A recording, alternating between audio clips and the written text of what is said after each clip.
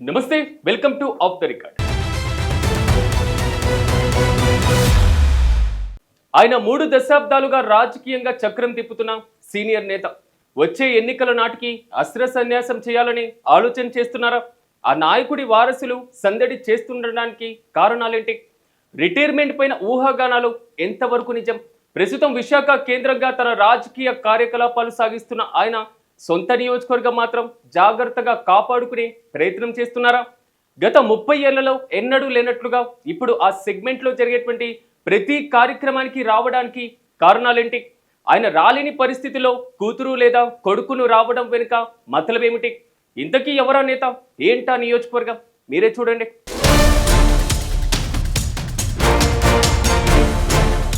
రాజకీయంగా ప్రస్తుతం చురుకుగా కనిపిస్తున్నప్పటికీ వచ్చే ఎన్నికల నాటికి బొత్స సత్యనారాయణ మరింత యాక్టివ్ రోల్లో ఉండే పరిస్థితి లేదన్న అభిప్రాయం రాజకీయ వర్గాల్లో వినిపిస్తోంది. ఇదే కారణంతో ముందుగానే తన వారసులను రంగంలోకి దింపుతున్నారనే ప్రచారం జోరుగా సాగుతోంది.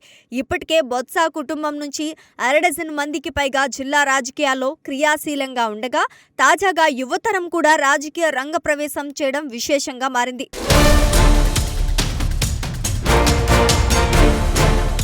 ప్రధానంగా తన సొంత నియోజకవర్గం చీపురుపల్లిలో గత ఎన్నికల్లో ఓటమి ఎదుర్కొన్న బొత్స మళ్లీ అక్కడ నుంచి పోటీ చేయడానికి ఆసక్తి చూపడం లేదని సమాచారం. తన రాజకీయ జీవితంలో సీఎం పదవి తప్ప అన్ని కీలక బాధ్యతలు నిర్వహించిన బొత్స భవిష్యత్తులో రాజ్యసభ ద్వారా ఆ అనుభవాన్ని కూడా సంపాదించాలనే ఆలోచనలో ఉన్నారని అంటున్నారు. గత ఎన్నికల సమయంలోనే పోటీకి దూరంగా ఉండాలని భావించినప్పటికీ పార్టీ అధ్యక్షుడు జగన్ ఒత్తిడితోనే బరిలోకి దిగాల్సి వచ్చిందన్న చర్చ కూడా అప్పట్లో జరిగింది.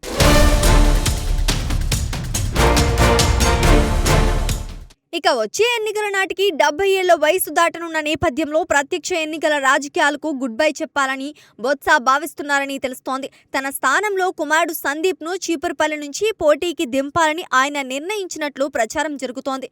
గత ఎన్నికల్లోనే సందీప్ పోటీకి ఆసక్తి చూపించినప్పటికీ అప్పట్లో పార్టీ అవకాశం ఇవ్వలేదని అంటున్నారు. ఇప్పటి పరిస్థితుల్లో కుమారుడు సందీప్తో పాటు కూతురు అనూష కూడా చీపురుపల్లి నియోజకవర్గంలో ఎక్కువగా తిరుగుతూ రాజకీయంగా యాక్టివ్గా మారారు. అనూష తన రాజకీయ ఆసక్తిని బహిరంగంగానే వ్యక్తపరుస్తుండటంతో కుమారుడు కుమార్తె మధ్య భవిష్యత్తులో ఎలాంటి రాజకీయ విభేదాలు రాకుండా బొత్స ముందుగానే జాగ్రత్తలు తీసుకుంటున్నారని రాజకీయ వర్గాల మాట.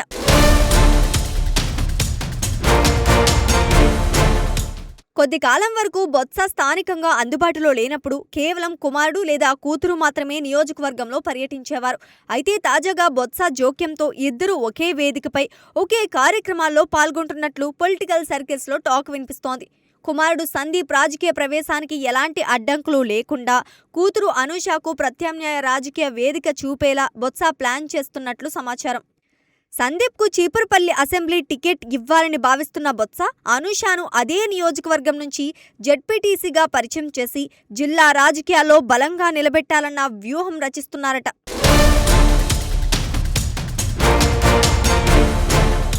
చీపురుపల్లి నియోజకవర్గంలోని గర్విడి జెడ్పీటీసీగా అనూషను పోటీకి దింపి విజయనగరం జెడ్పీ చైర్పర్సన్ అభ్యర్థిగా ప్రకటించేలా బొత్స పావులు కదుపుతున్నారని ప్రచారం జరుగుతోంది.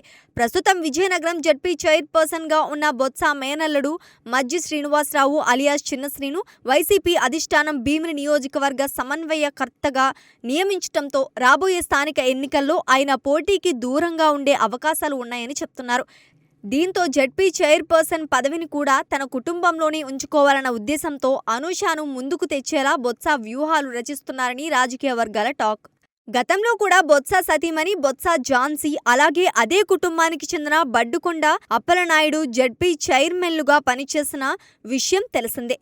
మొత్తానికి తాజా రాజకీయ పరిణామాలను గమనిస్తే బొత్స సత్యనారాయణ వచ్చే ఎన్నికల నాటికి ప్రత్యక్ష ఎన్నికల రాజకీయాల నుంచి తప్పుకుని తన రాజకీయ వారసత్వాన్ని తదుపరి తరం చేతికి అప్పగించే అవకాశాలే ఎక్కువగా ఉన్నాయని విశ్లేషకులు భావిస్తున్నారు.